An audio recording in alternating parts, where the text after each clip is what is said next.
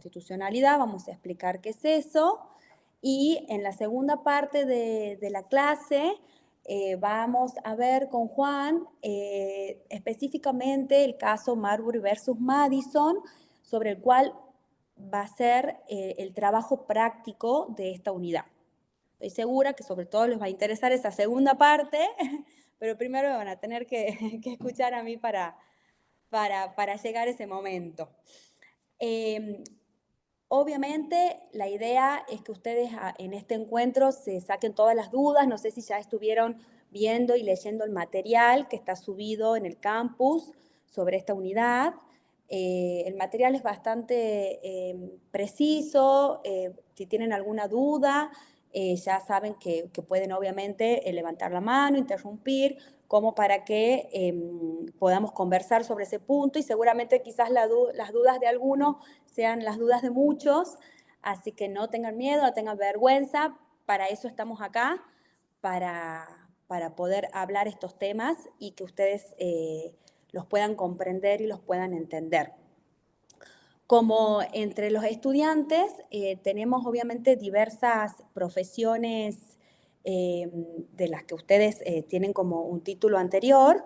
Si bien son temas que quizás muchos, seguramente los que son abogados y abogadas, ya los conocen un poquito más, pero vamos a intentar sobre todo trabajarlo de una manera que sea comprensible para todos. Por eso todas las dudas que ustedes tengan, si yo quizás se me sale algún término jurídico que ustedes no entienden o alguna cosa, no duden en preguntar, ¿sí? La idea es que terminen este encuentro comprendiendo de qué se trata este tema, ¿sí? Creo que ya más o menos estaríamos en un número para alargar, ¿verdad? Sí, larguemos. Bueno, Todo tuyo. acá ustedes cuando ven de qué se trata esta unidad, dice supremacía constitucional. A ustedes dicen, la Constitución es suprema. Seguramente escucharon esta frase un montón de veces, ¿verdad? ¿Y qué les dice esto, que la Constitución sea suprema? ¿Alguno se puso a pensar qué significa esto? ¿Alguno alguna vez lo pensó? ¿Se le ocurrió algo? ¿Qué significa que la Constitución sea suprema? Que está por ¿O por encima de qué? todas las leyes y todos los códigos y cualquier tipo de legislación. Está por encima de todas las leyes y todos los códigos y todo tipo de legislación. Muy bien, Gustavo. Que es ¿Alguien la más ley fundamental de un Estado. Buenas tardes, perdón. Buenas tardes. Bien, Carolina, Andrea, la ley fundamental del Estado. Muy bien. ¿Algo más? ¿Se le ocurre a alguien más? Todo muy bien. Todo lo que surja acá, tengo en el chat, todo lo que surja queda sujeta a lo que ella disponga. Muy bien, muy bien, muy bien. Este tema de supremacía constitucional es muy importante. ¿Por qué? Porque a lo largo, después de todo el resto del trayecto de la materia, todo el tiempo vamos a estar volviendo a esto. Y después también van a ver que cuando estemos conversando sobre esto, muchas veces yo les voy a decir, bueno, este punto después lo vamos a desarrollar más profundamente, porque todo obviamente se relaciona. Y sobre la base de la supremacía constitucional surgen un montón de otras cuestiones. Va a ser esencial para lo que es interpretación constitucional, para lo que es control de constitucionalidad, también para control de convencionalidad, algunas cuestiones que vamos a ver hoy. Entonces, esto es muy importante que lo tengamos claro. Quizás en algún punto son medio obvias algunas cuestiones, pero es importante que profundicemos bien en el por qué la Constitución es suprema y dónde dice, dónde consta, de dónde surge que la Constitución es suprema, ¿sí? Yo les voy a compartir en pantalla con un Prezi. Ahora ya me van a decir si lo ven. ¿Ahí lo están viendo? Sí. Sí, bueno, cualquier Perfecto. cosa me interrumpen Sí, porque yo no los perfecto. veo a ustedes, veo el Sí se ve, profe. documento. Perfecto, chicos, buenísimo. Supremacía constitucional, ¿sí? ¿Qué es lo que vamos a ver nosotros sobre lo que es la supremacía constitucional? Esto que ustedes estaban diciendo, es la ley suprema, sobre ella se constituye todo el sistema jurídico, las normas deben ajustarse a la Constitución. Muy bien, todo eso es cierto. ¿Por qué? Porque en realidad la supremacía constitucional establece exactamente esto, más en nuestra Constitución, que es una Constitución escrita, ¿sí? Es propio de los sistemas con constituciones escritas y rígidas, como es la nuestra. ¿Se acuerdan que vieron esas cuestiones en la unidad anterior? Entonces, es sobre esta norma que es fundamental, que es suprema, que es la que está en el vértice de la pirámide jurídica. Ya vamos a hablar también un poquito de esto más adelante. Seguramente los que son abogados y abogadas se acuerdan de la pirámide jurídica de Kelsen. Es sobre, en el vértice de esta pirámide, es sobre el cual se va a construir todo nuestro sistema normativo. Y esto que ustedes estaban diciendo es totalmente correcto, en el sentido de que la supremacía constitucional implica esto que ustedes están leyendo en la pantalla, que la Constitución es la ley máxima del país, ¿sí? La supremacía constitucional debe entenderse por la condición del predominio formal de la Constitución por encima de todo el demás sistema, tanto el sistema jurídico, ¿sí? Todo el demás ordenamiento jurídico, como también en lo que hace la organización y funcionamiento del Estado. ¿Qué significa esto? Significa que ustedes van a tener que la Constitución, en realidad, cuando nosotros hablamos de la Constitución, si recordamos la primera Constitución, que es la de 1853-1860, fue la primera norma del Estado argentino como tal, ¿verdad?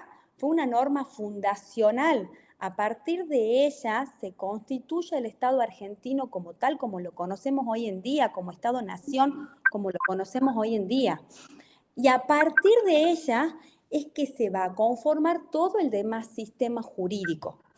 Todas las normas, y cuando hablo de normas, hablo en sentido amplio, todas las expresiones que van a emanar del Poder Legislativo a través de la sanción de las normas, como del Poder Ejecutivo, que también va a dictar normas a través de los decretos, de los diferentes tipos de decretos, ya los vamos a estudiar a todos y cada uno de ellos, como también de las normas aplicables al caso, que son los pronunciamientos a través de las sentencias del Poder Judicial, de todas las normas, cómo es la forma en que esas normas se producen, ¿sí? Todo eso está establecido en la Constitución. Ustedes cuando abran la Constitución, que ya la fueron viendo en la primera unidad, tienen una primera parte de la Constitución, ¿verdad? Que es la parte dogmática, que es la que habla de los derechos, garantías y principios de los que hablamos en la primera parte y que hicieron el trabajo práctico, ¿se acuerdan? Y también está la segunda parte de la Constitución, que es la parte orgánica, se la denomina así, que es donde está todo lo que hace a la organización, ¿sí? Del poder, de los tres poderes del Estado que nosotros tenemos en nuestro país y las atribuciones que tienen estos poderes. Todo esto se deriva de la Constitución. ¿Cómo, sí? Cómo se van a formar las leyes, cómo va a ser la forma del pronunciamiento de estas leyes, y no solo desde lo formal, sino también desde el contenido, porque también va a establecer determinados límites en relación al contenido de esas normas para que sean válidas, ¿sí? Las normas, ¿sí? Del sistema van a ser válidas en función de que se dicten conforme lo marca la Constitución. Por eso la Constitución es suprema, ¿sí? ¿Se entiende esto? Y también es suprema porque todo el sistema de organización y funcionamiento del Estado también se rige primariamente en función de lo que dice la Constitución. Obviamente, después tenemos un montón de leyes reglamentarias que van a disponer un montón de detalles sobre estos temas. Pero esas leyes reglamentarias sobre todas estas cuestiones siempre tienen que ser concordantes, ¿sí? O no tienen que ser contradictorias, por lo menos, con lo que dice la Constitución Nacional. Entonces, esto es bien importante que nosotros tengamos en cuenta donde la Constitución, como norma primaria de nuestro sistema, es la que va a asegurar y que le va a dar validez a todo el sistema normativo que se dicte como consecuencia de ella. Y es por eso que esto que ustedes decían antes, es así, y todas las normas, ¿sí?, van a tener que ser concordantes con ella. Cuando esto no suceda, ahí vamos a ver cómo aparecen algunos institutos que nosotros después los vamos a estudiar con más profundidad, como es el control de constitucionalidad. Y para poder realizar ese control de constitucionalidad, todos los métodos de interpretación constitucional que también vamos a aprender a lo largo de la materia. ¿Sí? Ahora bien, teniendo esto en claro, ¿quedó claro hasta acá el tema de por qué es suprema por estas dos cuestiones, ¿verdad? Porque es la dadora de legalidad de todo el sistema jurídico y porque a partir de ella se establece toda la organización del Estado. ¿Sí? Queda claro, ¿verdad? Ahora bien, también es la norma suprema porque la propia Constitución lo dice, ¿verdad? Pero bueno, veamos dónde lo dice, cómo lo dice, en qué sentido y si esto siempre ha sido así tan fácil. Ustedes están viendo en pantalla artículo 31 de la Constitución Nacional. ¿Alguno tiene la Constitución a mano para que me ayude? Me imagino que se conectan a la clase de constitucional con la Constitución en la mano, ¿o no? ¿Alguno me ayuda y la lee? ¿Lo lee el artículo 31? ¿Nadie lo va a leer? A ver, bueno, lo leo yo. Pero vayan buscando ahí la Constitución, así después me ayudan y lo tienen a mano y lo van leyendo a medida que nosotros vamos hablando, porque así es más gráfico y es más claro entenderlo. Porque lamentablemente... Profe, si quiere lo leo. Bueno, dale. ¿Quién está hablando? Perdón, que no veo. Carolina Fajre. Carolina, por favor, léelo así, Sí. lo escuchan todos tus compañeros.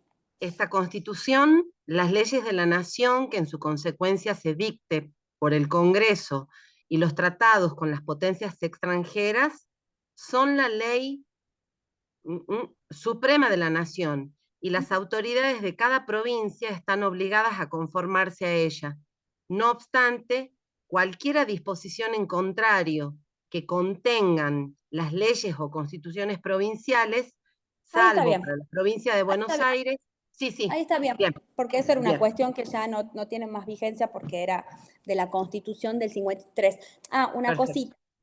Recordemos que todo el primer articulado de la Constitución, sí, hasta el artículo 35, salvo el 14 bis, es originario, si se quiere, salvo algunas modificaciones, de la Constitución del 53 y 60. Entonces, son artículos que ustedes van a ver que, bueno, después cuando veamos también interpretación, cómo se tiene que hacer toda una interpretación actual de algunas normas que quedan como medio fuera de contexto histórico, pero porque son estas normas. A partir del artículo 36 es que se modificaron los artículos, donde vamos a ver obviamente cuestiones mucho más modernas, si se quiere decirlo de alguna manera.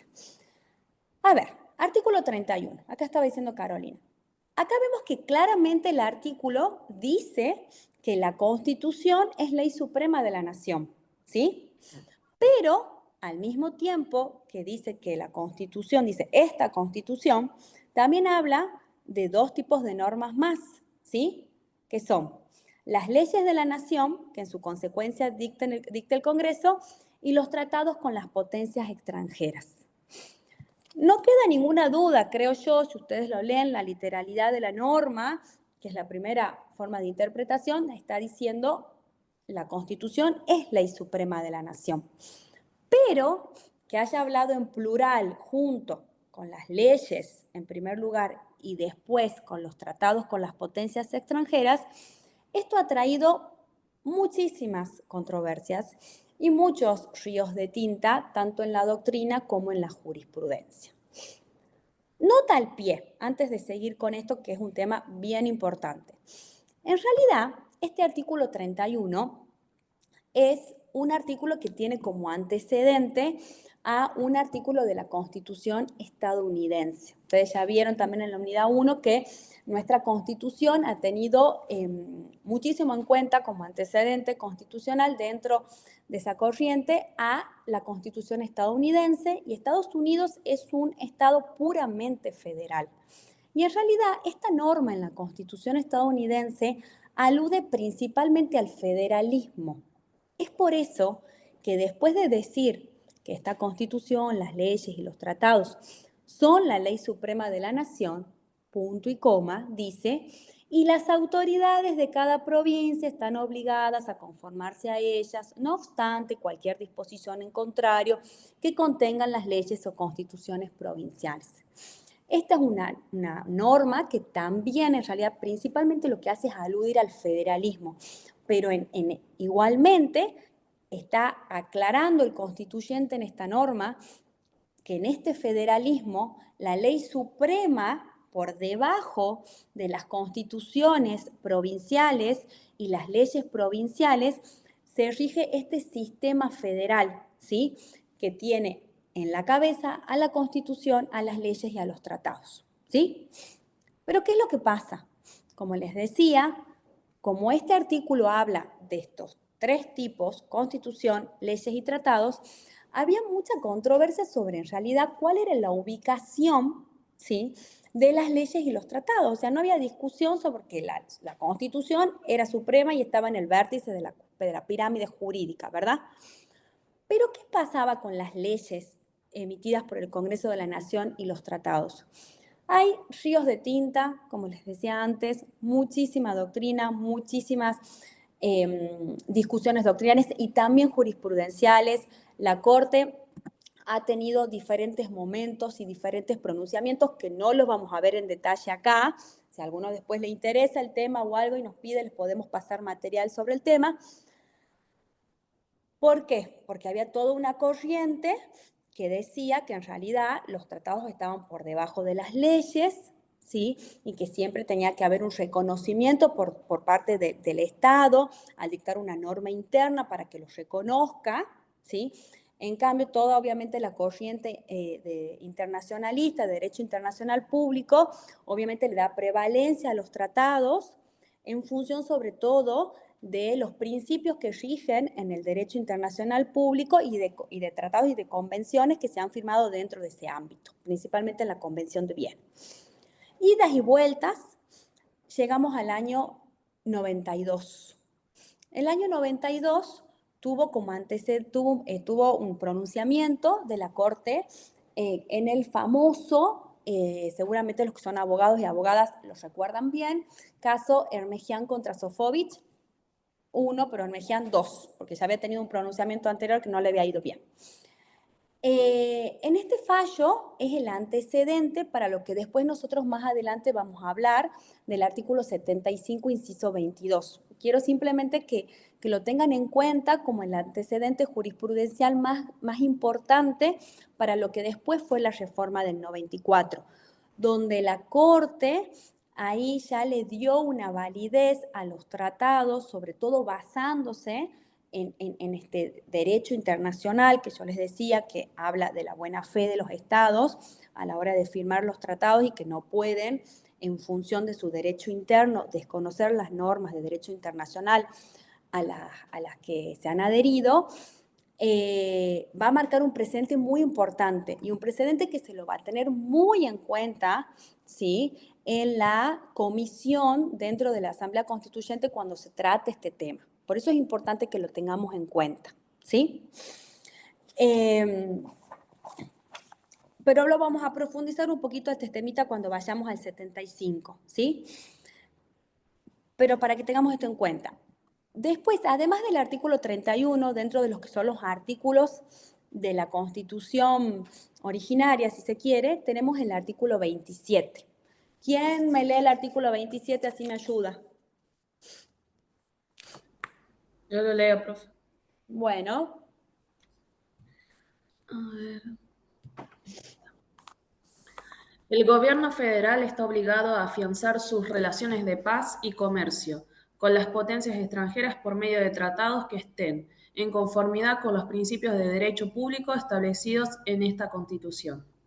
Bien, ¿a vos te parece que en algún lado ahí dice que la Constitución es suprema? No, pero habla de que como que se tiene que, ¿cómo se? Sí, El gobierno federal el comercio está como sujeto a esto. Sí, Claro, como que la interpretación de lo que quiere decir acá no lo dice así literal, como lo dice el sí, 31, ¿verdad? Que dice solo la ley suprema de la nación, no nos queda ninguna duda. sí. Acá hay que interpretarlo. ¿Qué es lo que pasa? Esta es una norma que obviamente, también nos pongamos en contexto histórico, que obviamente en ese momento cuando se estaba formando el Estado argentino como tal, en estos momentos históricos, 1853, obviamente todo lo que eran las relaciones de paz, las relaciones comerciales, todo era sumamente importante, como también lo es hoy en día, ¿no? Pero bueno, era muy importante las relaciones de paz y comercio, como lo dice ahí el artículo. Y establece que esos tratados que se firmen siempre tienen que estar en conformidad, dice, con los principios de derecho público establecidos en esta Constitución. Esto también ha traído algunas discusiones doctrinarias, porque tranquilamente el artículo podría haber dicho que estén de conformidad con esta Constitución, ¿verdad? Pero el constituyente ha elegido utilizar el término los principios de derecho público. Entonces, bueno, hay parte de la doctrina que dice que esto significa que sobre todo el constituyente lo que ha querido reafirmar es que los tratados nunca van a poder modificar lo que hace a las cuestiones de la estructura de poder del Estado, que a eso se refiere derecho público. Pero bueno, más allá de estos detalles, lo importante es que acá también la Constitución está diciendo todo lo que firme el gobierno federal en los tratados siempre tiene que ser concordante con lo que dice el derecho público de la Constitución. No debería ser contrario, ¿verdad? Después tenemos algunos otros artículos que también son interesantes a tener en cuenta, como el 28, ¿sí? Que lo voy a leer yo rápidamente, así pasamos al 75, que me parece que es importante que lo veamos más en detalle. El artículo 28 dice, los principios, garantías y derechos reconocidos en los artículos anteriores no podrán ser alterados por las leyes que reglamenten su ejercicio. O sea, también la Constitución ahí está poniendo, ¿sí? Se está poniendo en un lugar de superioridad sobre las leyes que después van a reglamentar el ejercicio de los derechos que están en ella consagrados. Entonces también está diciendo, yo soy suprema, yo estoy por encima de las demás normas, ¿sí? Ahora bien, llegamos, estas son las normas anteriores a la reforma, pero vamos a llegar al año 1994. Como yo les contaba recién cuando hablábamos del artículo 31, en el año 90 veníamos todas con todas estas discusiones sobre los tratados internacionales, en qué lugar, que a veces quizás ustedes pueden decir, uy, qué ganas de hablar sobre esos temas, qué le importa a la gente esto, pero bueno, en realidad cuando uno después va a ver casos concretos, ¿sí? Se da cuenta de la importancia de efectivamente poder hacer que de verdad se puedan ejercitar aquellos derechos que están en los tratados, ¿sí? Entonces hay un montón de casos donde vamos a ver que no es menor esta cuestión y ya vamos a ver por qué. Llega el año 94, como les decía, año 92, antecedente en Mejián contra Sofovich, y en el año 94 además quiero que tengamos en cuenta una cosa. Seguramente varios ya, porque esto ya es una licenciatura ya posterior, no sé si serán tan jóvenes, no sé si se acuerdan del Mercosur. En los años 90, ¿sí? Hubo muchísimas cuestiones relacionadas con lo que era el derecho a la integración, ¿sí? La Unión Europea también estaba hermosa, ebulliciendo, hablando de la moneda común, que después finalmente fue a finales de los 90. Pero acá también, en lo que era el Cono Sur, también se estaba hablando mucho de todo lo que era el proceso de integración, lo que era el Mercosur. Obviamente después eso con el tiempo se desinfló, no viene al caso acá, pero era un tema candente y un tema muy importante. Eso por un lado. Y por otro lado, tenemos que recordar que nosotros teníamos una democracia bastante nuevita en algún punto, ¿verdad? Hacía 10 años, recién, 11 años, se había restaurado la democracia como tal, Y hasta no hace mucho tiempo había habido muchos movimientos todavía golpistas, si se quiere.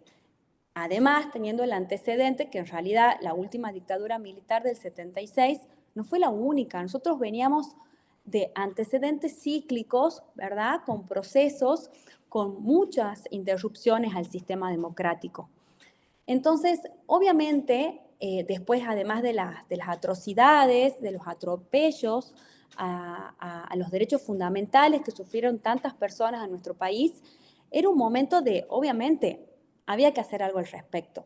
Y en este contexto se fueron ratificando muchos tratados de derechos humanos y ustedes van a ver que la reforma del 94, después cuando veamos bien el tema reforma, van a ver que la reforma del 94 tiene muchas cuestiones donde se establece una reafirmación del sistema democrático, un reforzar de los partidos políticos como integrantes del sistema democrático y un refuerzo a lo que es el respeto por los derechos humanos, que en esta materia tiene muchísima importancia y muchísima trascendencia y por eso es muy importante que siempre ustedes lo tengan en cuenta, ¿sí? Entonces, en este contexto, no sé si ustedes se acordarán del Pacto de Olivos, que fue el pacto político entre Menem y Alfonsín, que dio lugar después a la ley del Congreso, que dispuso la necesidad de la reforma. Esto ya lo vamos a ver bien en la próxima unidad, pero cuando se dicta la ley de necesidad de reforma, bueno, se agregan los puntos todos del núcleo de puntos de coincidencias básicas y se agregan otros puntos. El Congreso agrega otros puntos que no estaban en este acuerdo de Menem y Alfonsín. Y en uno de esos puntos, ¿sí?, se agregó el de institutos para la integración y jerarquía de los tratados internacionales. Lo estoy leyendo para no equivocarme en ninguna palabra. Institutos para la integración y jerarquía de los tratados internacionales. Este era el punto, así genérico, que estaba habilitado por el Congreso para que la Asamblea Constituyente trate y vea de reformar. ¿O no? Tenía que decidir la Asamblea, ¿verdad? Y por eso les decía yo la cuestión esta de todos los procesos de integración que estaban muy a flor de piel en ese momento. Por eso era esto. Esto es lo que le interesaba también a la gente en ese momento, ¿sí?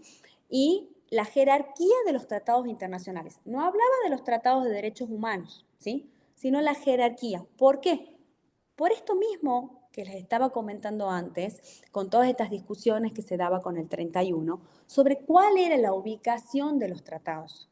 Y por qué, pensemos, me importa mucho qué ubicación les damos a los tratados en función de que estos tratados internacionales, sobre todo los de derechos humanos, nos van a permitir todo un ámbito de protección para evitar que nos vuelva a pasar lo que nos ha pasado, ¿sí?, con las interrupciones al sistema democrático y la violación sistemática de los derechos humanos. Y porque además, si yo quiero encarar un proceso de integración como el que se estaba queriendo encarar en el Mercosur, le tengo que dar, obviamente, la seguridad jurídica, si se quiere, al sistema internacional de que yo voy a respetar esos procesos de integración y que le voy a dar un lugar primordial. Entonces, acá el constituyente va a decir, bueno, a ver, vamos a, en realidad el legislador le dice al constituyente, veamos estos temas, ¿sí? Así, en función de esto, ¿sí?, va a nacer el artículo 75, inciso 22, que tenemos hoy. Obviamente, no crean ustedes que los integrantes de la comisión, porque la Asamblea se divide en comisiones, había una comisión que era la de integración y tratados internacionales, se sentaron y a los 2 días tenían el borrador de este artículo. No. Fue muy discutido, ¿sí? Hubieron muchísimos debates, obviamente. Había voces a favor, voces en contra sobre cómo se lo iba a incorporar, qué no se iba a incorporar. Obviamente no son cuestiones pacíficas y que de la noche a la mañana hay un consenso, ¿sí? Porque son cuestiones muy importantes y muy profundas. Pero dio luz este artículo que tenemos hoy en día, ¿sí? ¿Quién me ayuda a leer la primera parte, el primer párrafo del artículo 75, inciso 22, que habla de las atribuciones del Congreso. No es menor que tengamos en cuenta que el artículo 75 dice, corresponde al Congreso, ¿sí? Y cuando vamos al 22, entre una de esas cuestiones que le corresponde al Congreso, dice, ¿qué dice? ¿Quién me ayuda? Así yo tomo agua. Si quiere, yo le ayudo a leer, profe. Por favor, Buenas tardes. por favor. Villarroel Flavia. Gracias, Flavia.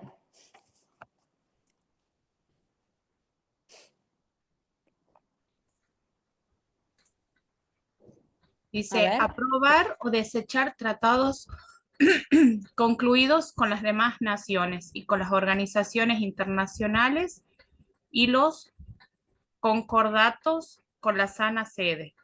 Los tratados y concordatos tienen jerarquía superior a las leyes. Perfecto. ¿Sí? Ustedes vean cómo acá, recordemos, estamos en atribuciones del Congreso. ¿Sí? ¿Por qué lo pone acá el constituyente? Simplemente nota al pie para que ustedes entiendan algunas cuestiones. Los tratados internacionales son actos complejos, ¿sí? Porque es un proceso, la firma de tratados internacionales, en donde, en primer lugar, interviene todo el poder ejecutivo, ¿sí? Obviamente son procesos súper largos de negociaciones, bla, bla, bla, hasta que se firma el tratado por parte del poder ejecutivo. Pero después interviene el Congreso, ¿sí? Con lo que es la aprobación o desecho de estos tratados, ¿sí? Los tratados con las demás naciones, ¿sí? Y con las organizaciones internacionales. Acá, como ya es un artículo más moderno, ya se habla de organizaciones internacionales que en los artículos anteriores no se hablaban porque no existían. Nos acordemos que las organizaciones internacionales sobre todo empiezan a aparecer como sujetos del derecho internacional, sobre todo post Segunda Guerra Mundial, y los concordatos con la Santa Sede, que es el nombre que se le da a los tratados cuando se firman con la Santa Sede, ¿verdad? Con el Vaticano. Y dice claramente, sin lugar a dudas, todo lo que estábamos hablando del 31, que decíamos que si las leyes, que los tratados, que si arriba, que si abajo, todo lo que había discutido la doctrina, todo lo que había dicho la Corte, que en unos momentos más sí, que en otros momentos más no, acá se terminó. Sin lugar a dudas, sin medias tintas, dice, los tratados y concordatos tienen jerarquía superior a las leyes. ¿Eso qué significa? Que tenemos la Constitución y después tenemos los tratados. Y después vienen las leyes de la nación, ¿sí? Ahí ha quedado sumamente claro, ¿sí? Esa pirámide jurídica de la que veníamos hablando, cómo se constituye, ¿sí? Pero ¿qué pasa? El constituyente fue más allá y no solo terminó con esta discusión, sino que va a establecer lo que después nosotros vamos a denominar doctrinariamente como bloque de constitucionalidad, ¿sí? Que es una denominación doctrinaria. Y a partir de ahí ustedes en el segundo párrafo del artículo, del inciso del artículo, que si lo tienen a la vista, ustedes van a ver que hace una enunciación, ¿sí?, de varios instrumentos internacionales. Yo voy a hablar no de tratados en general, sino de instrumentos internacionales, porque cuando uno va a analizar estos instrumentos, se ve que hay 8 tratados, 2 declaraciones, un protocolo, que tienen algunos detallecitos diferentes cuando uno empieza a ver algunos detalles dentro de lo que es el derecho internacional público. Pero en general vamos a hablarlos así como para ponerlos en una misma bolsa para que nos entendamos todos, ¿sí?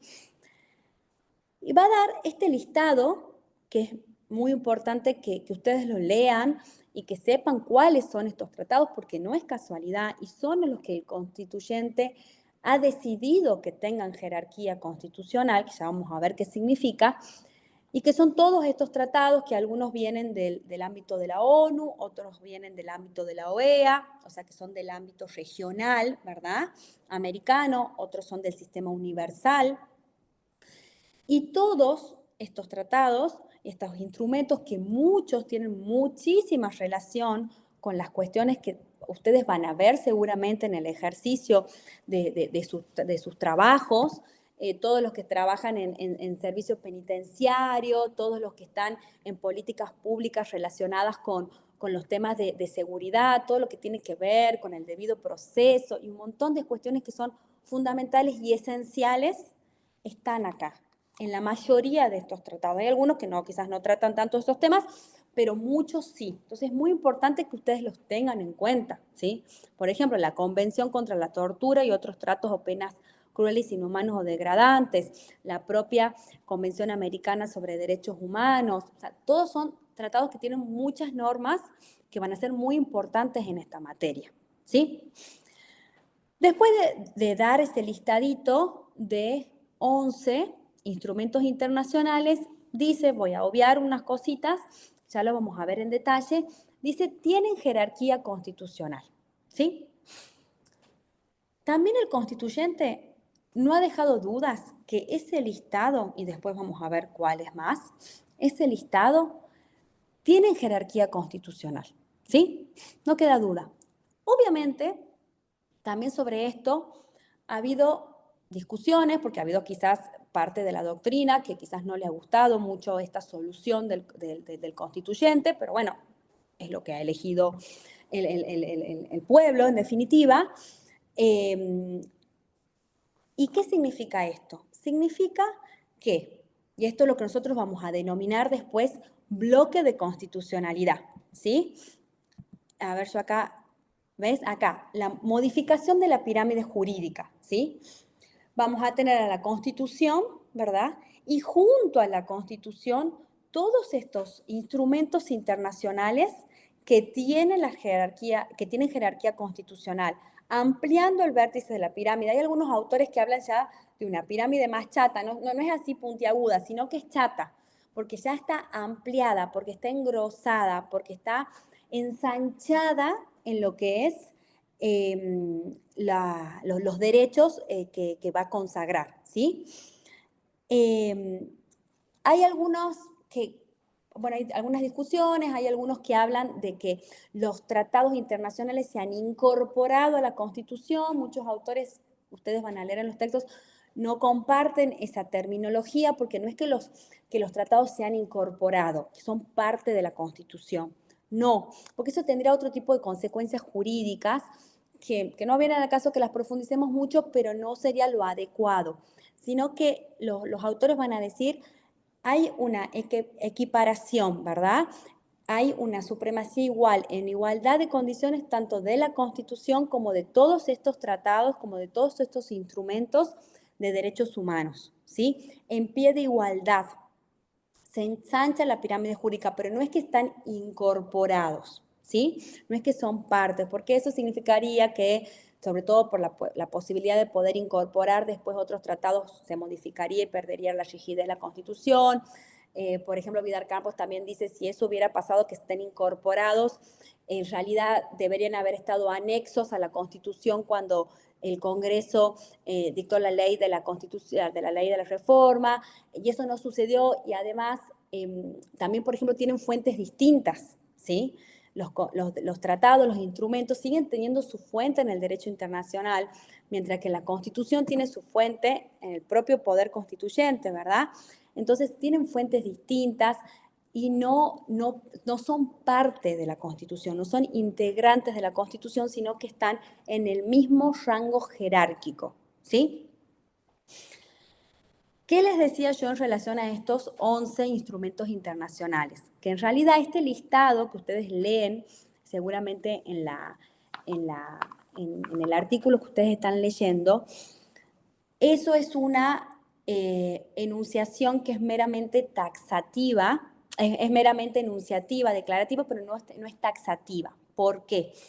Porque ustedes van a ir a la última parte del inciso, donde va a prever la posibilidad de incorporar, ¿sí?, más tratados, ya vamos a ver cómo, como así también va a prever la posibilidad de la denuncia de los tratados, que ya vamos a ver un poquito en particular eso, ¿sí? Pero ¿qué me interesa que veamos antes de que avancemos sobre esos dos puntos que son bien importantes también.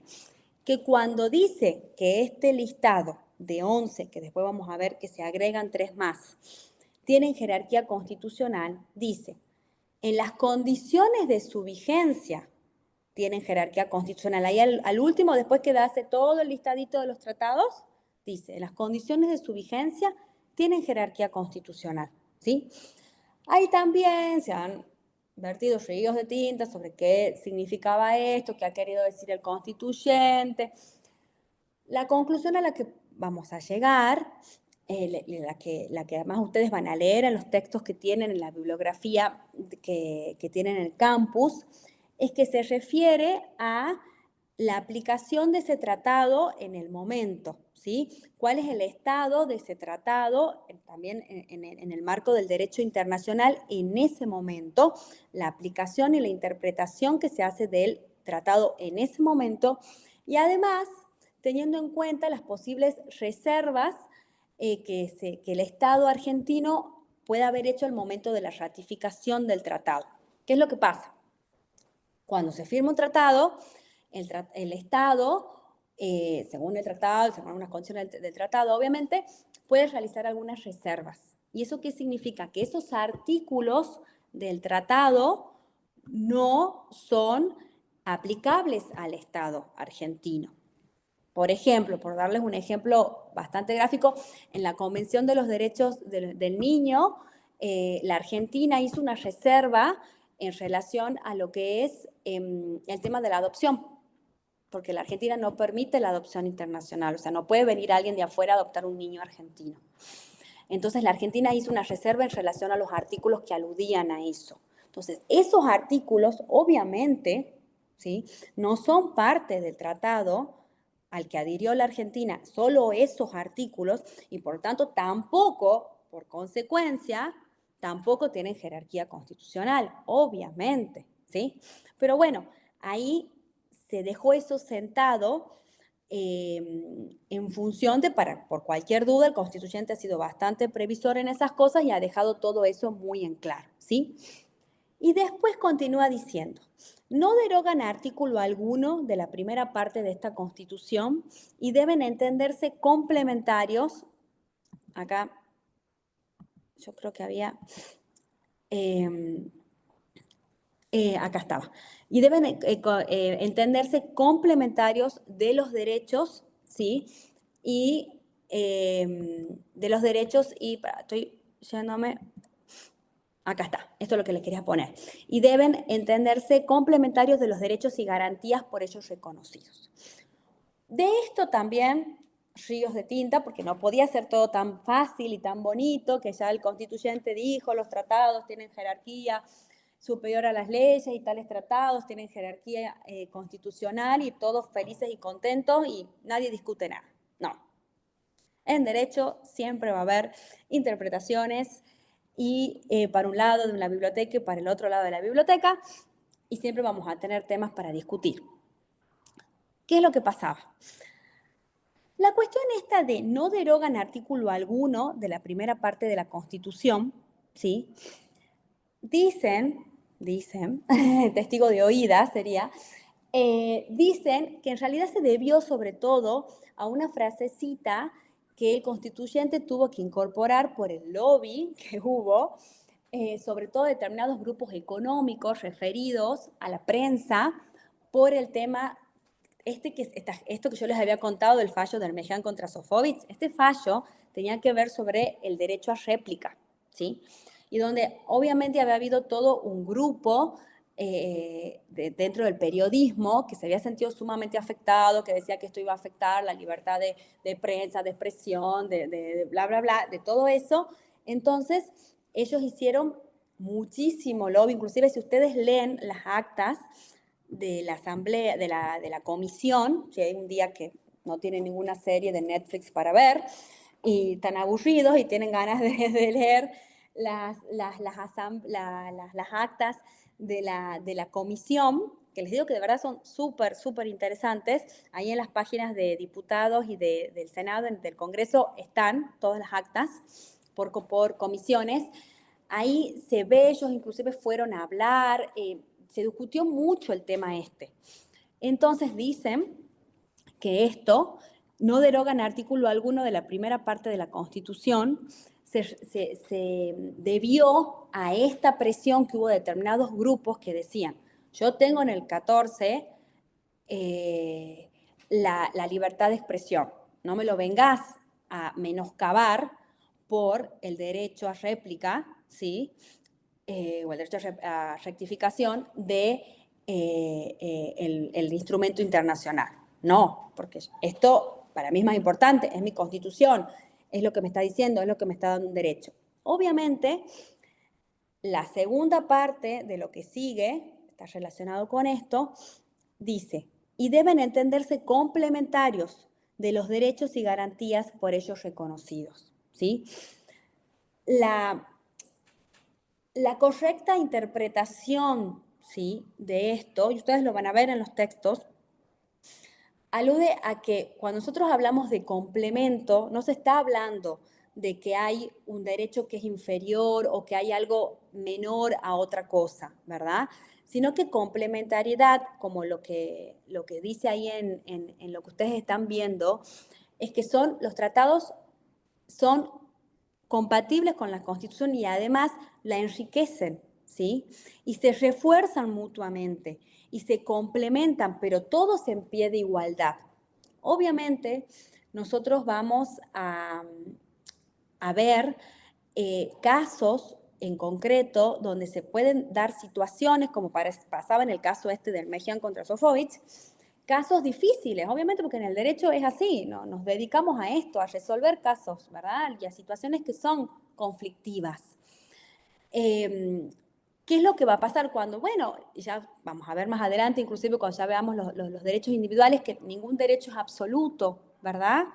Entonces, ¿cómo en este juego de derechos, cómo en los casos en concreto, en todo caso, el juez que tenga que resolver el caso en su momento, va a establecer cómo se va a resolver ese caso, pero nunca, ¿sí?, estableciendo que haya un orden de prelación entre los derechos y otros, menos entre la primera parte y la segunda, como había algunas partes de las doctrinas que hablaba cuando decían, bueno, esto significa que los de la primera tienen... No, sino que los derechos se complementan, ¿sí?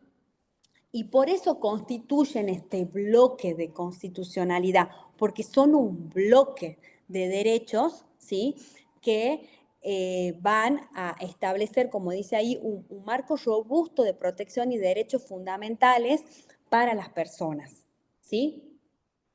Nunca se destruyen unos a otros, sino que se complementan. Eso es lo que yo quiero que les quede claro de esto, y es por esto que nosotros vamos a hablar de bloque de constitucionalidad, ¿ves?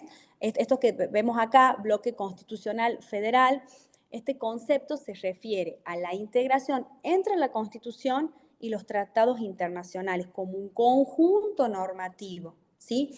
Este término, bloque de constitucionalidad, es un término doctrinario que lo trajo a nuestro sistema Vidar Campos, que en realidad tiene sus orígenes en el sistema español y francés, y que si bien así de alguna manera la Corte también en algún momento ha hablado del tema, sobre todo en un voto de, ay, ¿cómo es que se llama? No me va a salir el fallo ahora, pero está creo en la bibliografía. Hay un voto. ¿Cómo? Yo tenía una consulta por ahí para hacer justo antes de que ingrese. Por favor. Sabe que yo trabajo acá en Neuquén, ¿vio? Y ¿Sí? a mí por ahí me convocan para dar derechos humanos en los cursos de ascenso. Sí. Y más o menos la complicación que tenemos, o la que me toca a mí el explicar, es cuando ingresamos al artículo 72 y cada uno de los cursantes o los participantes del curso de ascenso empiezan a leer como que se traspapelan, o digamos como que se interpone una legislación internacional a la Constitución. Bien. Y lo que más me costaba explicarle, justo ahora que estoy escuchando esto del bloque, era de que ellos diferenciaban que si hay una ley internacional escrita que la incorpora a la Constitución argentina, ya tiene mayor validez a la Constitución.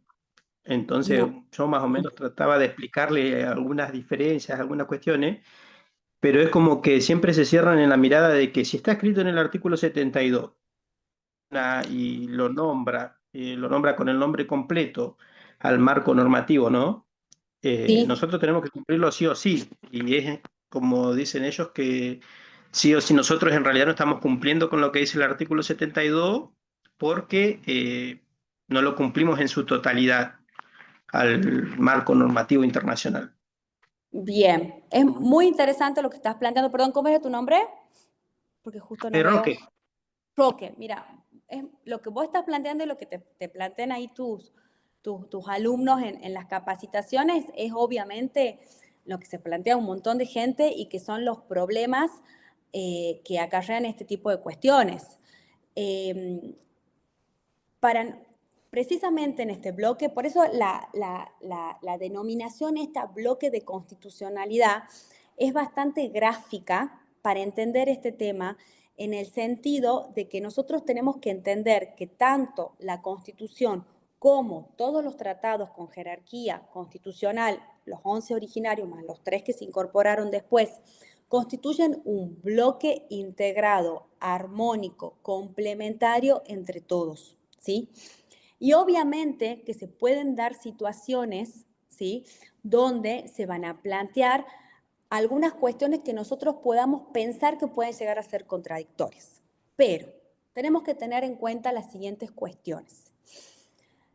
Primero, que se supone obviamente, que el constituyente, cuando decidió incorporar estos tratados y después cuando el Congreso decide incorporar los demás tratados, hace lo que se llama un control de confrontación, ¿verdad?, entre la Constitución y estos instrumentos internacionales, donde se supone que, salvo las reservas, que obviamente no son parte de nuestro derecho, porque son reservas, ya sabemos que no, lo que sí ha sido ratificado, se supone que no es contradictorio y que estos derechos son complementarios, armónicos y en realidad cuando nosotros nos encontremos ante un caso en concreto, donde veamos una situación, donde podamos decir, acá hay un choque de derechos, o acá, ¿qué derecho prevalece? O acá tengo una norma, ¿sí?, que es de la Constitución de Neuquén,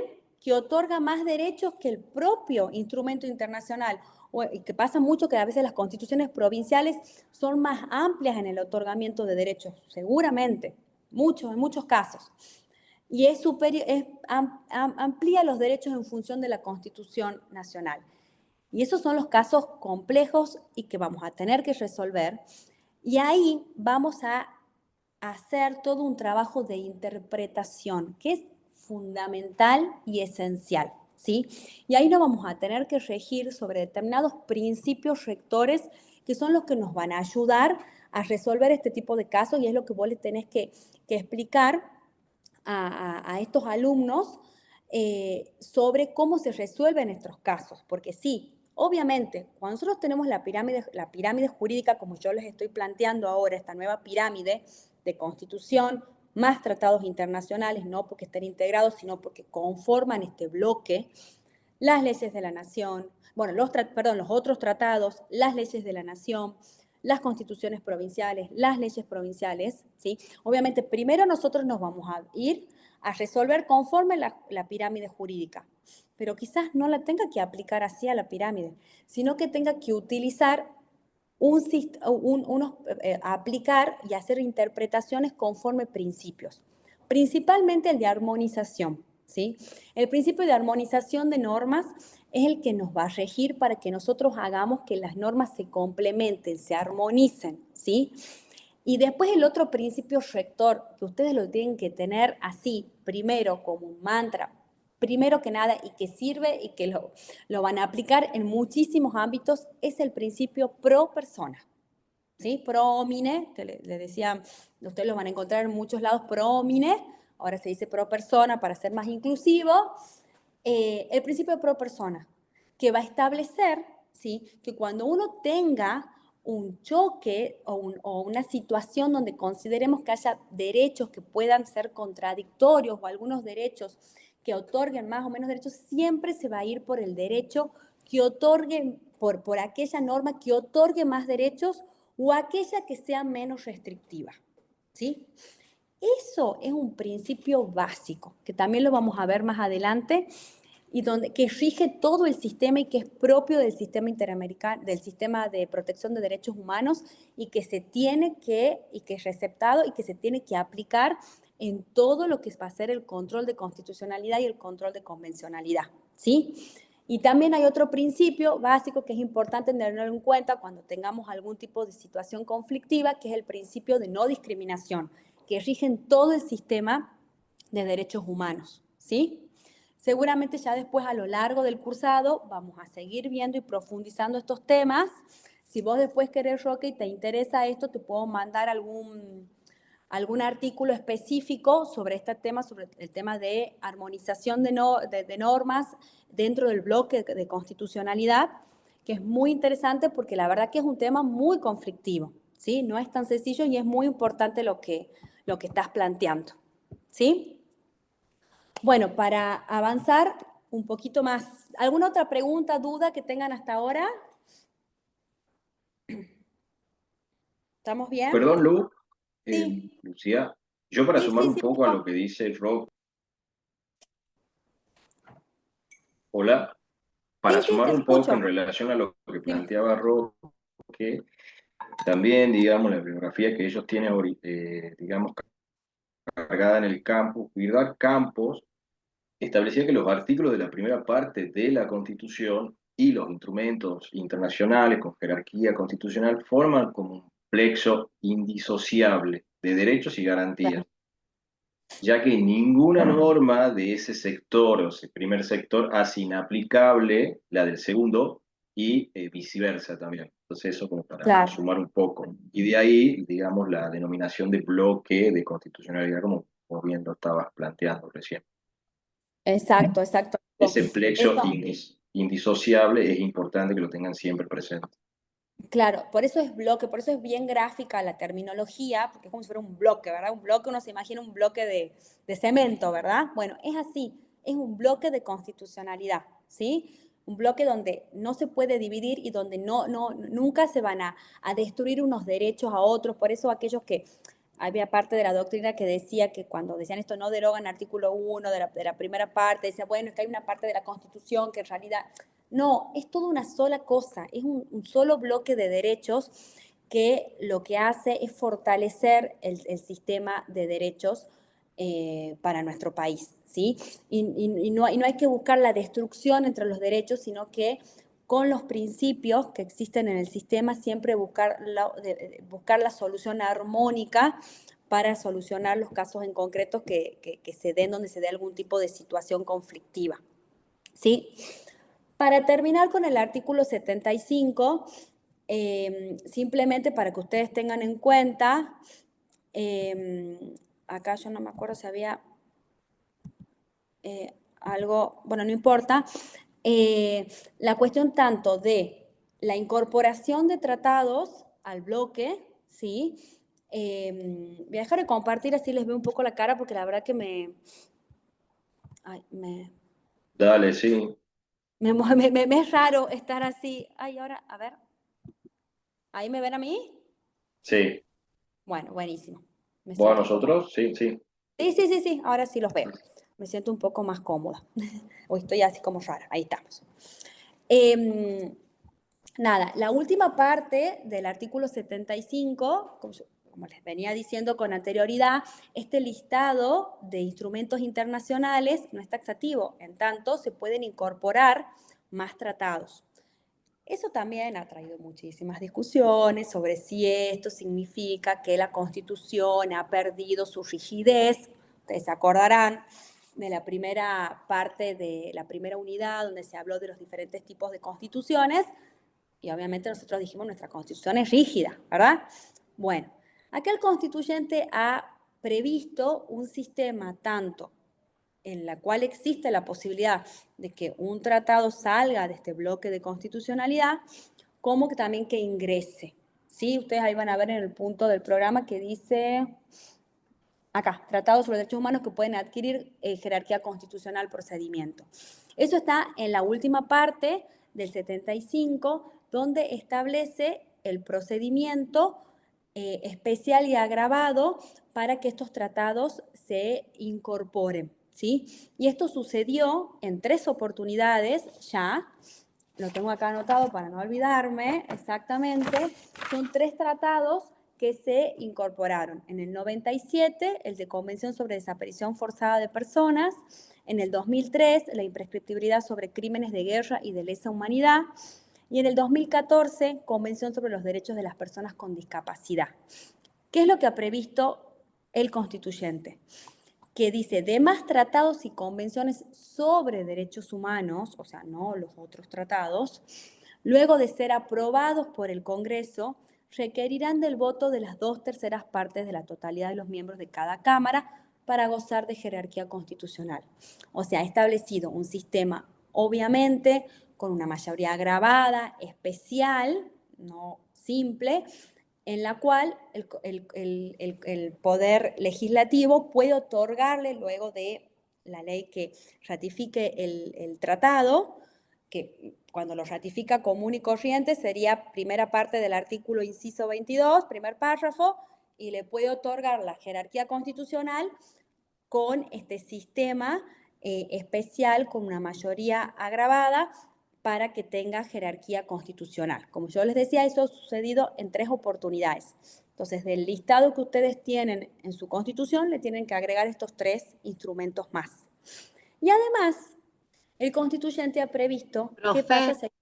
¿Sí? Perdón que le interrumpa, ¿podría repetir cuáles han sido esas 3 oportunidades? Sí, ¿Cuáles son los que se incorporaron? Por favor, y perdón que le interrumpa. No, por favor, por eso estamos. En el 97, yo me los he anotado también porque si no, no me iba a olvidar alguno. En el 97, la Convención sobre Desaparición Forzada de Personas. En el 2003, el de imprescriptibilidad sobre crímenes de guerra y de lesa humanidad. Y el último ha sido en el 2014, que es el de derechos de las personas con discapacidad. Y te falta uno ¿Sí? más, Lu, que el de las personas mayores. Ah, cierto, el último. ¿Y ese en qué año ha Ese sido? es el último. Sí, ese es el último. Cierto. Serían 15. Son 15 en total entonces ahora. Ahí está. Tenemos uno más. Bueno, ese es el último que se ha incorporado por este procedimiento que prevé la Constitución. ¿Sí? Y después, lo que el constituyente ha previsto es también qué pasa en el caso de la denuncia de un tratado. Los tratados, se utiliza el término denuncia cuando un Estado decide dejar de ser parte de un tratado, ¿sí? Para decirlo así fácil. Bueno, en el derecho internacional hay todas unas discusiones y eso solo lo puede hacer el Poder Ejecutivo, en principio, o tendría que tener intervención del Congreso, que también lo habría ratificado, que en nuestro sistema es necesario que lo ratifique, pero el constituyente, para evitar cualquier inconveniente, porque si no, imagínense que el Poder Ejecutivo solito podría decir, yo denuncio este tratado, entonces ya, como no es parte de nuestro sistema y tiene que ser en las condiciones de su vigencia, conforme lo dice el propio 75, inciso 22, podría dejarlo de lado al tratado con jerarquía constitucional. Entonces, el constituyente ha previsto también que, en todo caso, en los casos de denuncia de los tratados, también se ha establecido que esto solamente de estos tratados con jerarquía constitucional, o sea, estos 11 más los 4 que ya se han incorporado por el sistema que prevé el propio artículo, ellos, para poder denunciarlos, tiene que ser previa aprobación también con las 2/3 partes de la totalidad de los miembros de cada Cámara, también con una mayoría especial, ¿sí? Si bien, más allá de que existe esta posibilidad, porque obviamente está prevista en el artículo, la denuncia, muchos también dicen, bueno, en realidad, por cómo son los principios de derechos, los principios que rigen en el sistema de derechos humanos, en realidad el solo hecho que ya hayan sido parte estos derechos o estos tratados con estos derechos de nuestro sistema, en realidad por los principios de progresividad y no regresividad, no podrían, en realidad no desaparecerían de nuestro sistema. Y siempre, de alguna u otra forma, al haber ya sido parte de nuestro sistema, esos derechos en alguna medida serían parte ya de nuestro sistema. Sobre todo, uno podría encontrarle una ventana en lo que es el artículo 33, ¿verdad? Lo que son los derechos implícitos. Igualmente, esto es una discusión doctrinaria que obviamente puede traer voces para un lado o para el otro. Por suerte, todavía no ha sucedido. No ha sucedido que haya algún tratado de estos con jerarquía constitucional que se haya denunciado y que después, bueno, tengamos que ver en definitiva si esos derechos igualmente siguen siendo parte de nuestro sistema o no. Esperemos que no tengamos que ingresar en ese análisis. Lucía, perdón, Sí. sigue compartida la pantalla. Tenés que poner dejar de Acá. compartir, así se Ahí ve está. completo. Ahí está, ahora Ahí, sí. Ahora listo, estamos. ahí está. Perdón, Disculpame, no te quería interrumpir. soy una persona no muy hábil con la No, tecnología. estamos de 10, vamos de 10. Estamos bien Vamos con a el tiempo también. Entiendo. Bueno, pasa que me molestaba no verlo, siento que estoy hablando a la nada.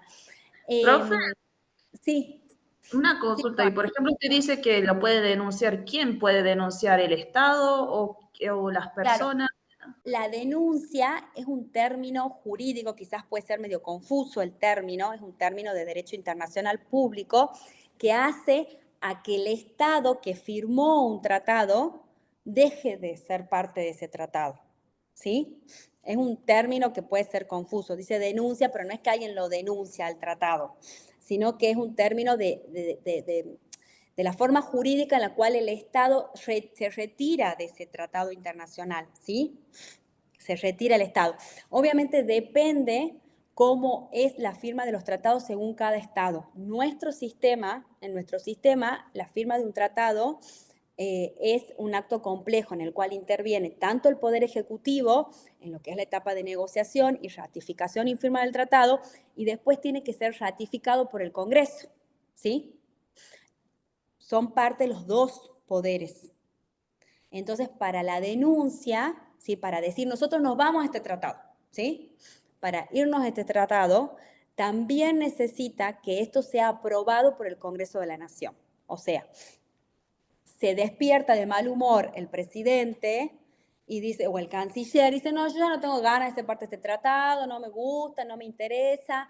No es así nomás, ¿sí? Sino que hay todo un proceso, ¿sí? Más allá de lo diplomático, obviamente, que no sería tan fácil, pero también por lo que prevé la Constitución, para estos tratados con jerarquía constitucional, también se le pone el plus que sí o sí el Congreso debe dar el visto bueno para irse de ese tratado, ¿sí? Pero denuncia es un término de derecho internacional público, ¿sí? No significa que un ciudadano común dice a mí no me gusta este tratado, no es eso. O me ha hecho algo el tratado, no es así. ¿Sí?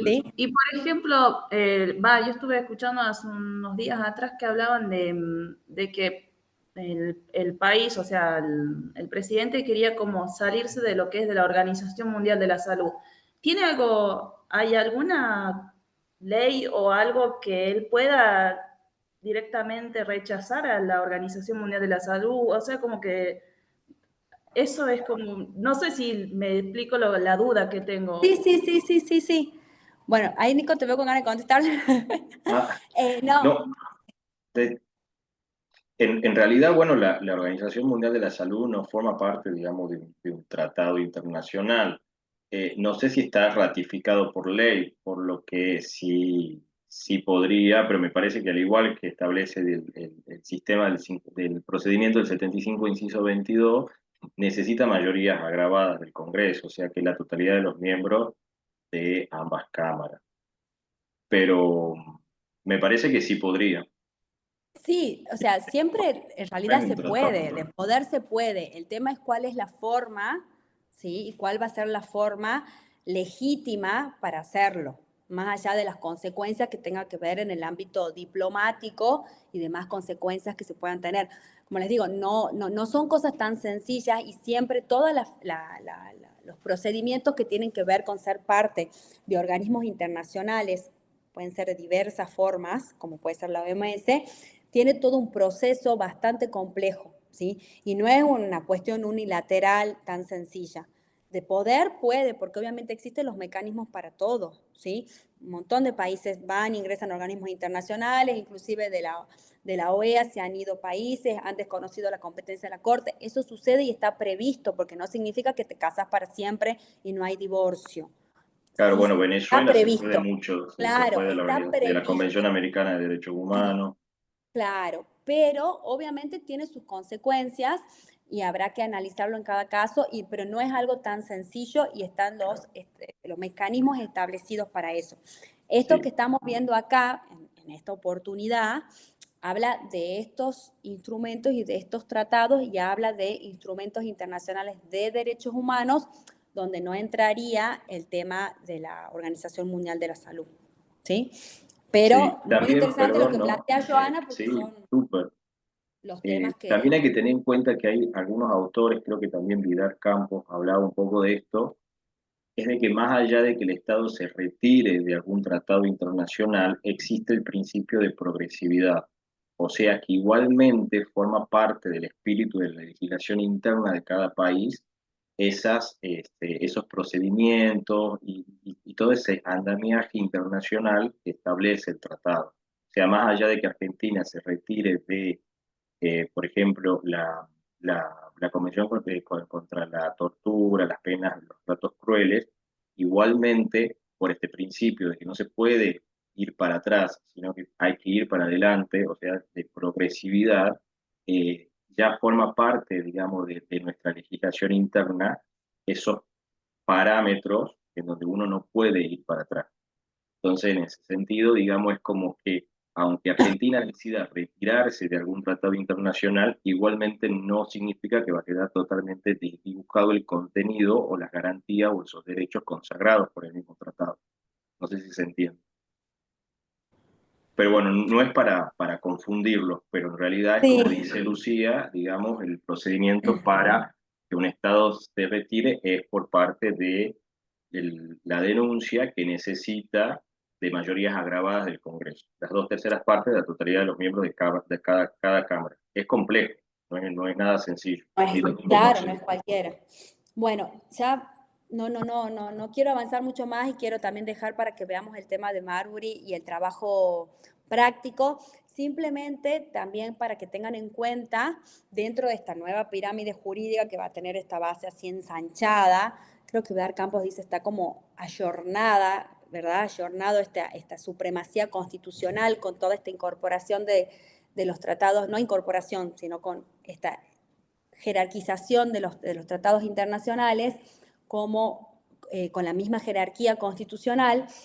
También tenemos que tener en cuenta el artículo 75, inciso 24, si bien no hace a instrumentos de derechos humanos, sí hace a lo que eran los tratados de integración, que es lo que yo les decía al principio, que acá también estaba muy en boga el tema de los procesos de integración. Entonces acá cuando ustedes también vean la pirámide jurídica, también establece que dice que las normas dictadas, o sea, cuando dice las normas dictadas en su consecuencia tienen jerarquía superior a las leyes, significa superior a las leyes de la nación, por abajo de la Constitución y los instrumentos internacionales con jerarquía constitucional, son las normas que dicten los organismos, ¿sí?, internacionales a los que se haya adherido la Argentina. Entonces, por ejemplo, cuando se habla del Parlamento del Mercosur y ese tipo de cosas, las normas que se dicten en esos ámbitos internacionales de integración,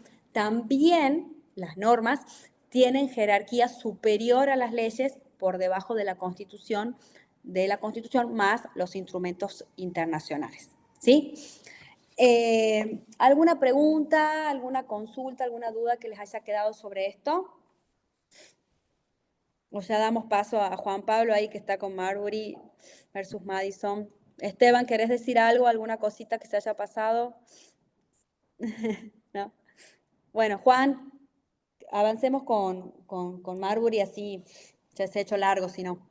Dale, Lu. Bueno, buenas tardes a todos y todas. Espero que anden bien. Vamos a retomar ahora un poco con lo que se ve al principio de la clase con la noción de supremacía constitucional y, bueno, control judicial de constitucionalidad.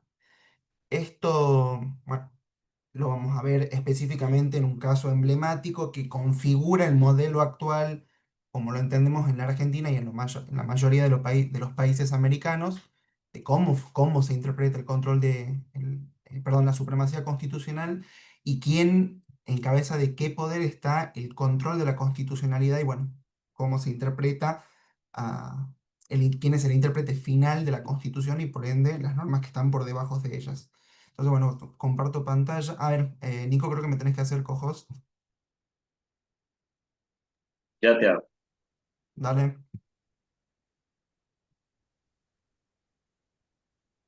No hace falta que los co-hosts ponen compartir y que puedan compartir varios participantes. Para ahí pedí permiso.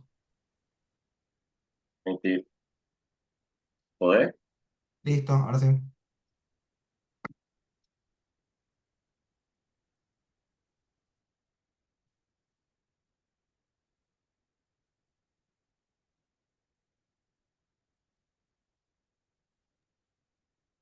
Se ve bien. Ahí se ve. Sí, se ve bien. Perfecto. Bueno, ustedes se preguntarán por qué vamos a ver. Bueno, primero les cuento un poco. Este fallo es un fallo de la Corte Suprema de los Estados Unidos del año 1803. Se preguntarán por qué estamos viendo un fallo de Estados Unidos del año 1800.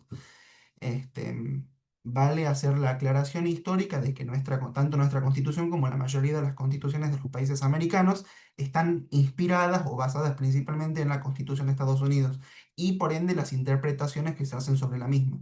Entonces, este fallo es súper emblemático porque, como les decía, sienta las bases de lo que trata la supremacía constitucional respecto de las leyes del Congreso y lo que hace este fallo es crear jurisprudencialmente el control judicial de constitucionalidad. Entonces, bueno, en cualquier momento, si tienen alguna duda, me preguntan, me frenan, lo vamos charlando, porque bueno, mi objetivo ahora es hacerlo más bien sencilla a la explicación, porque por ahí puede ser un poco compleja, entonces nos vamos a concentrar en las partes más importantes. Entonces, bueno, lo primero es, como introducción y contexto histórico-político, es que luego de que Estados Unidos se independiza del Reino Unido y comienza su proceso de conformación nacional, que no fue de la noche a la mañana, había dos partidos políticos principales, por un lado los federalistas y los republicanos. En este momento, el que era el presidente era John Adams, que pierde las elecciones y sale electo Thomas Jefferson por el Partido Republicano, que como tendencia de este partido es que él planteaba un sistema más descentralizado y con una limitación de poderes mucho más clara, ¿sí? Una delimitación de poderes, pero la división de poderes como la entendemos hoy, el rol que cumple el Poder Judicial, como lo entendemos actualmente, no estaba totalmente delimitado, ¿sí? Eso es una construcción mucho más moderna, no es que hoy lo damos por entendido, pero justamente este caso muestra la génesis de esa interpretación. Entonces, bueno, luego de las elecciones del año 1800, los federalistas terminan siendo derrotados y Adams tenía que pasarle el mando del poder a Thomas Jefferson. Pero antes de ese traspaso, como unas últimas medidas de gobierno de Adams, John Adams dicta una ley, o bueno, obviamente sus diputados y senadores dictan una ley que crea básicamente 42 nuevos cargos judiciales. Lógicamente, imagínense que en el juego político, John Adams tenía la intención de no perder eh, el poder, entonces, bueno, hace estas designaciones de los que le llaman jueces de la medianoche porque se los designó de un momento al otro. Hay que hacer una aclaración que en los Estados Unidos, si bien la figura principal es el presidente, el que le sigue es su secretario de Estado. Y el secretario de Estado John Adams era John Marshall. Esto es importante para diferenciar a los personajes de esta novela o esta serie, porque por ahí los nombres pueden confundirse. Entonces, el presidente saliente era John Adams, que tenía su secretario de Estado, que era Marshall. Marshall es importante porque es el que posteriormente va a ser nombrado como presidente de la Corte Suprema de Estados Unidos. Y cuando se hicieron estas designaciones de estos 42 jueces, no se llega a hacer las designaciones durante el gobierno de Adams, toma el poder Jefferson, y ¿qué es lo que pasa? En teoría, Jefferson tenía que entregar estos cargos efectivamente a los jueces que fueron designados por ley, pero no los hizo. El funcionario que tenía en su cabeza la entrega de estos cargos era James Madison, que era el secretario de Estado de Thomas Jefferson, pero Jefferson le ordenó a Madison que no los distribuyera. Entonces, a partir de esta situación es que uno de los damnificados, era un juez designado que se llamaba William Marbury, acude a la Corte Suprema de Justicia de los Estados Unidos para que esta corte dicte una orden judicial que obligue a Madison y por ende a Jefferson a que entregue su designación como juez. ¿Se entiende por el momento? Si ustedes tienen dudas, me interrumpen y repito Sí, lo que no, haga entendemos, falta. claro. Perfecto.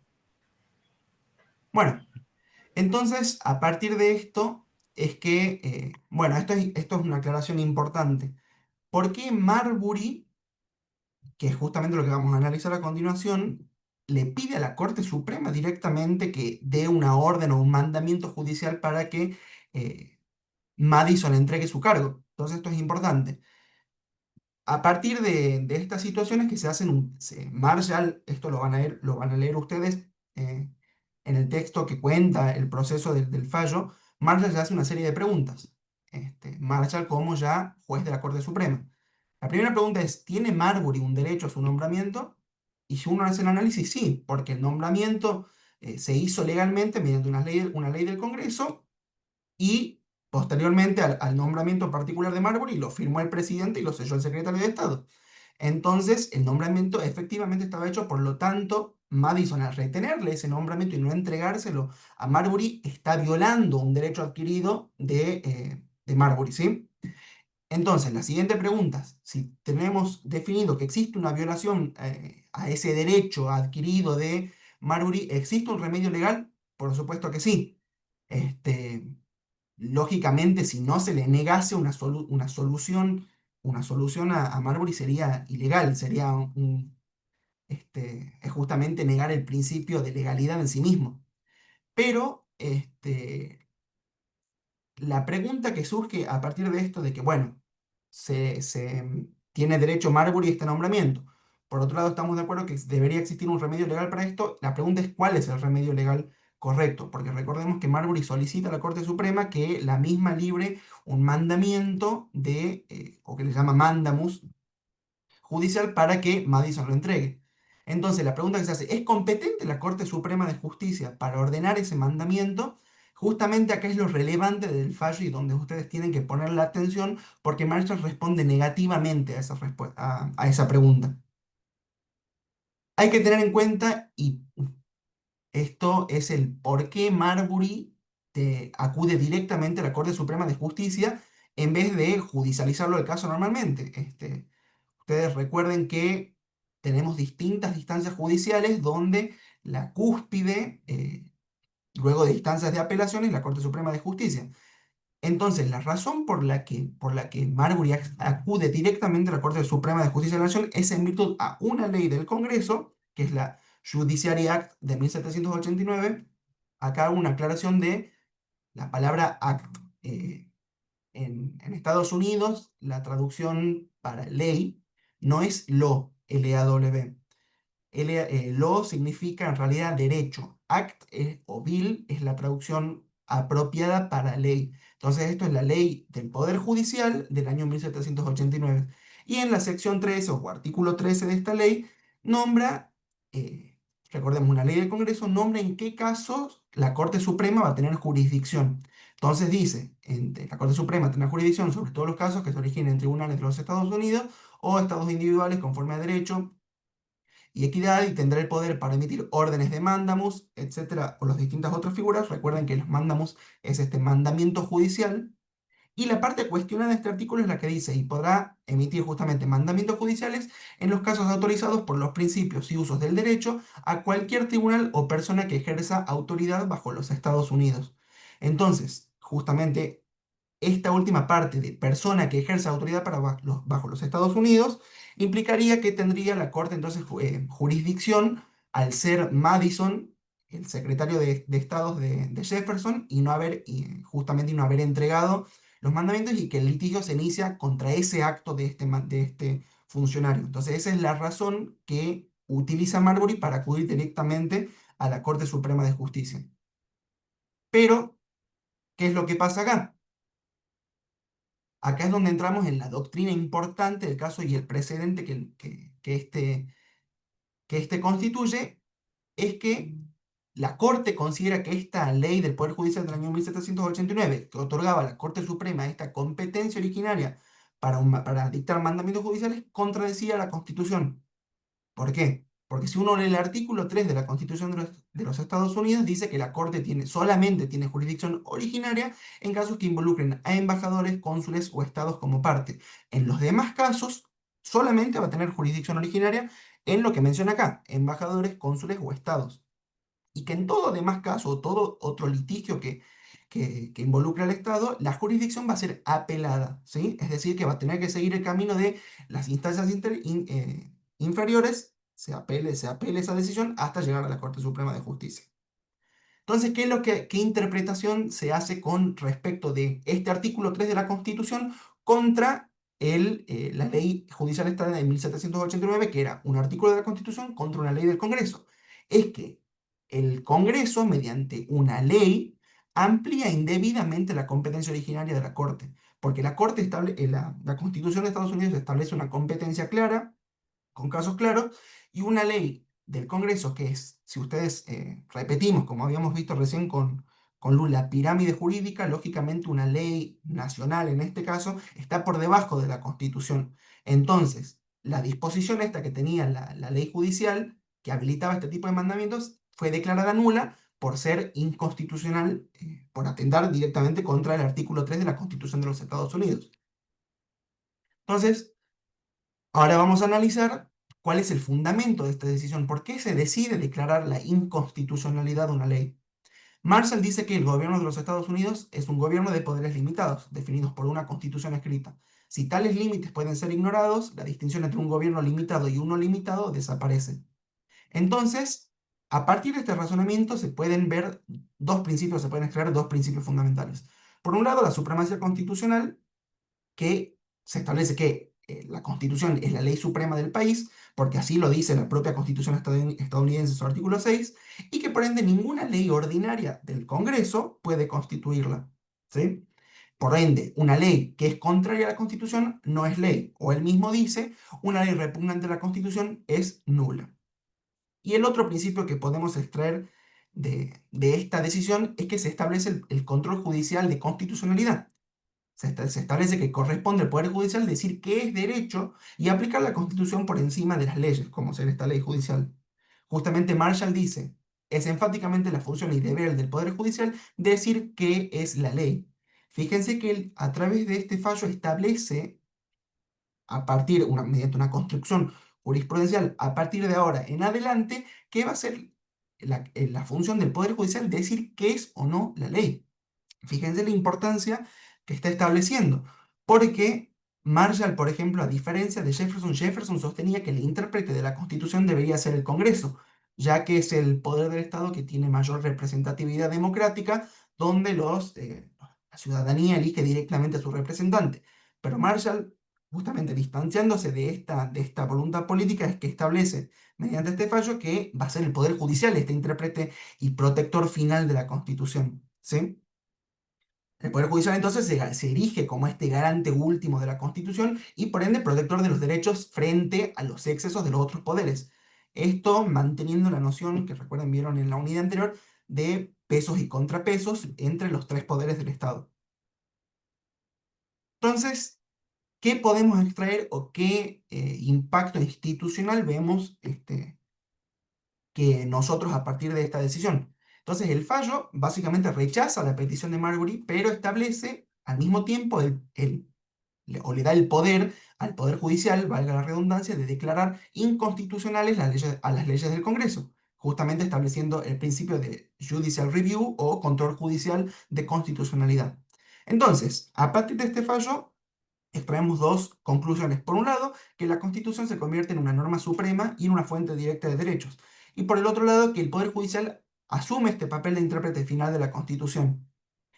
Estas dos conclusiones que extraemos establecen las bases del modelo de control de constitucionalidad estadounidense, que es difuso y concreto.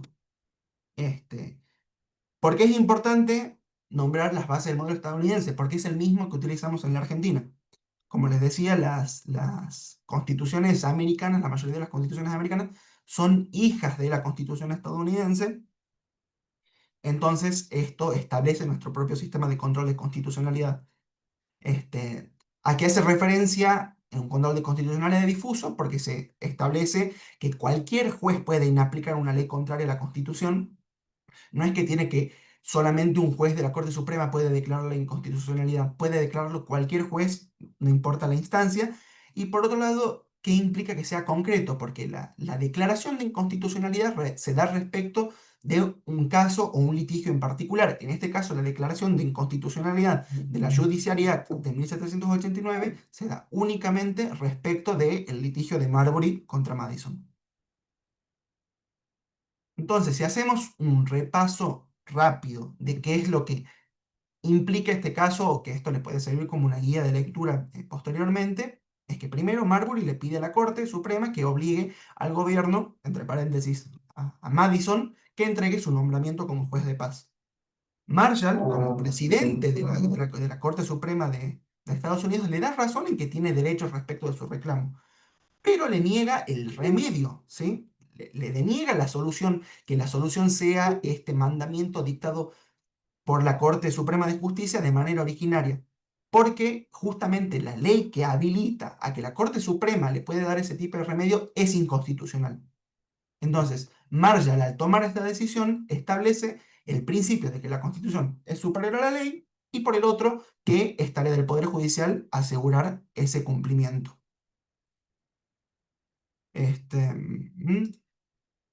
Bueno, eso es respecto de la importancia o como una guía rápida de lo que es el fallo Marbury versus Madison, que es el tema central del trabajo práctico número 2 que ya tienen disponibles ustedes en el campus, que si no me equivoco tienen una semana o un poquitito más para hacerlo, pero es en función a esto, es justamente el fallo Marbury versus Madison y el análisis que tienen que hacer ustedes del mismo para responder las preguntas del práctico, tienen que ver con todas las nociones y teoría que aprendieron en la primera parte sobre supremacía constitucional y, bueno, justamente el control judicial de la misma.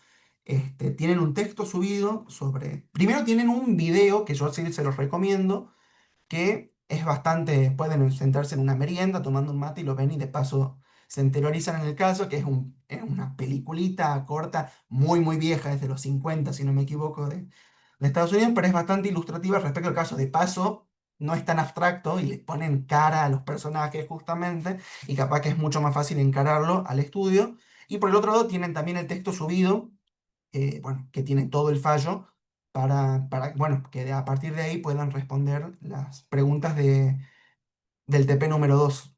Pero bueno, si tienen alguna duda, ¿Es pregúntenme y lo grupal vamos o charlando. individual, profe?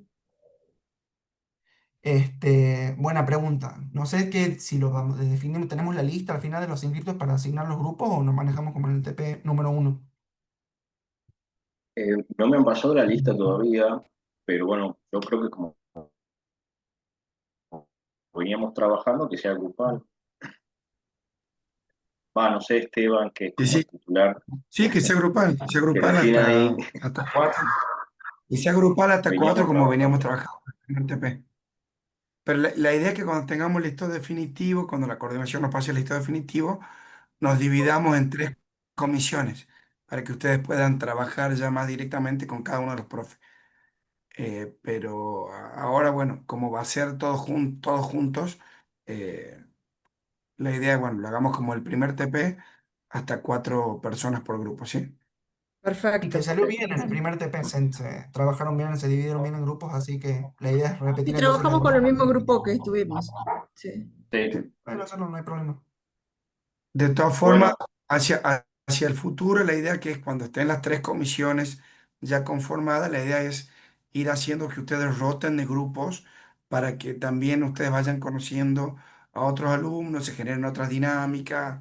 eh, como el grupo es bastante polifacético, entonces la idea es que haya mezcla de distintas disciplinas, que ustedes pueden ir discutiendo desde otros paradigmas y demás. Perfecto. ¿No? Pero bueno, en este TP ustedes lo pueden constituir al grupo de vuelta como el primero, pero la idea sería que a futuro nosotros sí, vayamos armando los grupos, ¿sí? bien. ¿Alguno Para más tiene otra pregunta? Nos quedamos preocupados por ahí con las chicas que mencionaban que estaban un poco ahogadas con los términos jurídicos, así que estamos para tratar de hacer más ameno todo esto, así que de cualquier duda es el momento, si no estamos disponibles para consultas también. Bueno, voy entonces Me gustaría hacer una pregunta, viendo si la es posible. grabación. Sí, Sí, Sí, sí, claro, sí. María José. Sí, por favor, sí, creo que lo dijiste o yo no presté atención. Sí, ¿cuál es el fundamento por el cual, digamos, la declaración de inconstitucionalidad de una ley solo aplica al caso concreto?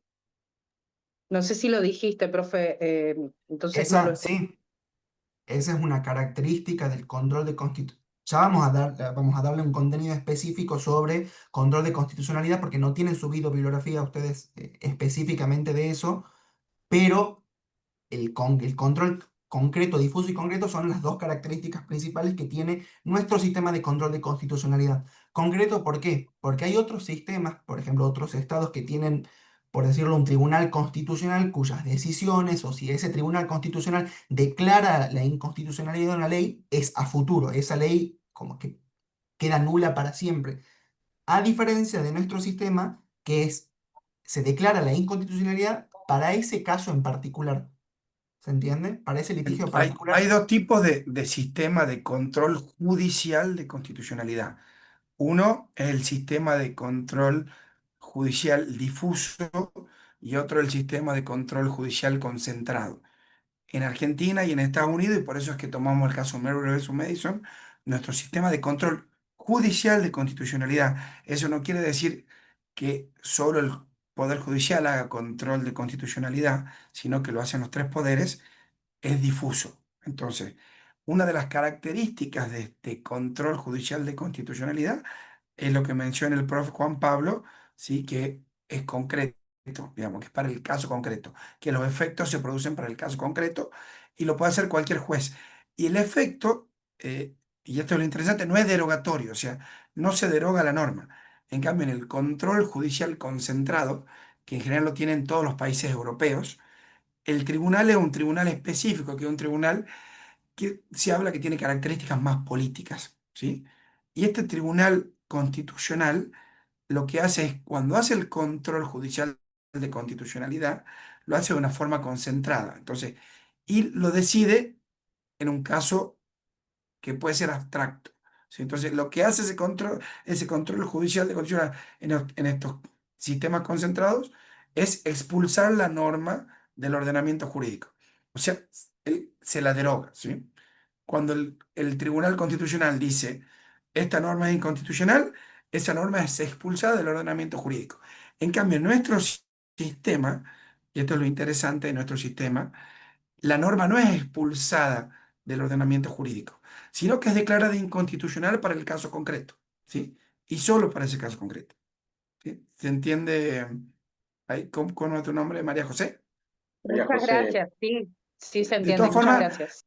digamos, van a es, quedar un montón de dudas con es, respecto a este tema de control de constitucionalidad que pretendemos abordarlo en el campus nosotros con bibliografía, con videos, y si necesitamos hacer una clase de consulta, haremos una clase de consulta porque estos dos temas van de la mano. Supremacía de la Constitución y control de constitucionalidad van de la mano. Entonces, le vamos a ir subiendo herramientas Y si quedan dudas, haremos una clase de consulta como hicimos con el TP número 1, que va a estar por afuera de las clases sincrónicas, ¿sí? De clases Gracias, programadas. Esteban, perfecto. Sí. Bueno, ¿Alguna duda más? Así vamos cerrando ya. vamos cerrando Bueno. porque la idea era que